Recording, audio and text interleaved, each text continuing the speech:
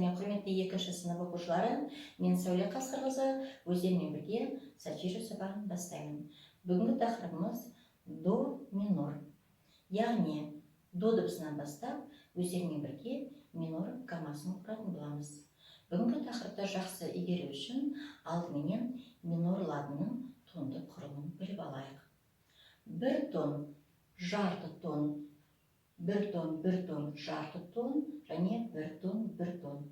Қысқаша айтқанда, бір тон, жарты тон, екі тон, жарты тон, және екі тон бұл минор ладының тондық құрылысы. Ал ендеше до дыбысынан бастап минор гаммасын құрамыз.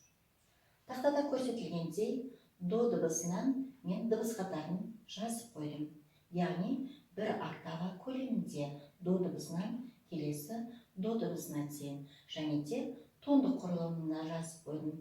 Ал енді өздерімен бірге тондық құрылым жасаймыз.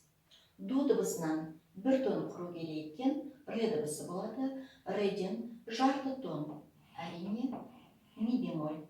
Ми бемольдан бір тон фа, фадан бір тон соль, сольдан жарты тон ля бемоль белгісін қоямыз. Ля бемольдан бір тон си бемоль белгісін қоямыз. Және де си бемольдан до осылайша қалады екен. Ал енді дыбыс қатарын оқып көрелік. До, ре, ми бемоль, фа, соль, ля бемоль, си бемоль, до. Ережеге сай біз до дыбысынан минор гаммасын құрдық. Ал енді осы құрылым кезінде пайда болған альтерация белгілерін біз кілт басына орналастыруымыз керек. Бұл біздің жұмысымыздың екінші кезеңі. Яғни, ереже бойынша бемольдік жүйеде альтерацияның кілттік белгілерінің ретімен орналасу деген тақырыпта былайша оқылады. Си бемоль, ми бемоль, ля бемоль, ре бемоль, соль бемоль, до бемоль, фа бемоль. Осының алғашқы үш белгісін біз қазір кілт басына орналастыратын боламыз. Яғни, бірінші си бемольді орналастырамыз бірінші октаваға. Одан кейін ми бемольді екінші октавадағы ми бемольді жазамыз. Және ля бемоль бірінші октавадағы ля бемоль. Әнекей. Бұл кілттік белгі до минорға тиесілі екен. Ал енді біз минордың үш түрі бар екенін білеміз. Қайталайықшы өздерімен бірге.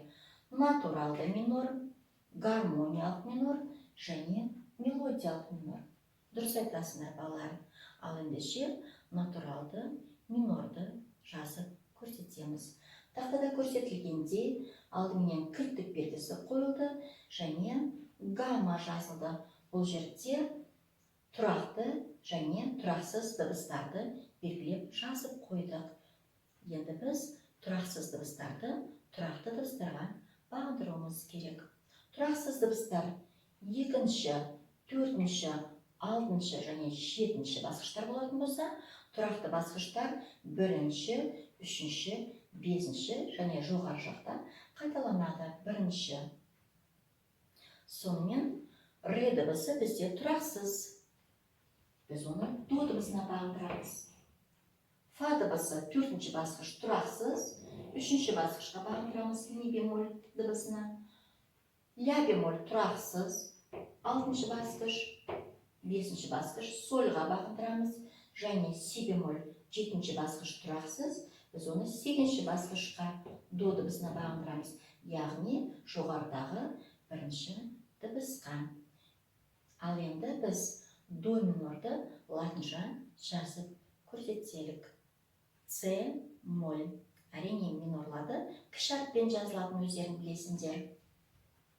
С және моль. Мінекей балалар. С, моль натуралды болып шықты бізде. Келесі минордың түрі гармониялық. Гармониялық минор дегеніміз жетінші басқыштың жарты тонға көтерілуі. Яғни, до минор ладында жетінші басқыш, әрине ол си бемоль. Си бемоль біз жарық тонға көтеруіміз керек. Бізде кілттік белгіде бемоль белгісі тұрғандықтан, бемольді жоятын белгі ол бекар белгісі. Бекар белгісін си бемольдің алдына қоямыз. Мінекей балалар. Ал енді оқып көрелік. До, ре, ми бемоль, фа, соль, ля бемоль, си бекар, до. Бұл гармониялық минор. Келесі минордың үшінші түрі мелодиялық минор. Естеріңде болса, балалар, мелодиялық минордың ерекшелігі бар. Жоғары қарай 6-шы және 7-ші басқыштар көтеріледі, ал төмен қарай натуралды күйінде жазылады. 6-шы және 7-ші басқыш бізде ля бемоль және си бемоль дыбыстары. Бемоль белгілерін жоятын белгі бекар белгісі, оны біз ля бемольдің алдына және де си бемольдің алдына қойып жазып көрсетеміз. Бұл жоғары қарай. Ал енді төмен қарай, жаңа өзіміз айтып өткендей, натуралды күйінде жазылады. Яғни өзінің кілттік белгілерін ноталардың алдына қойып жазамыз. Си бемоль және ля бемоль. Мінекей. Ал енді жоғары және төмен қарай оқимыз. До, ре, ми бемоль, фа, соль, ля бекар, си бекар, до. Төмен қарай. До, си бемоль, ля бемоль, соль, фа, ми бемоль, ре, до.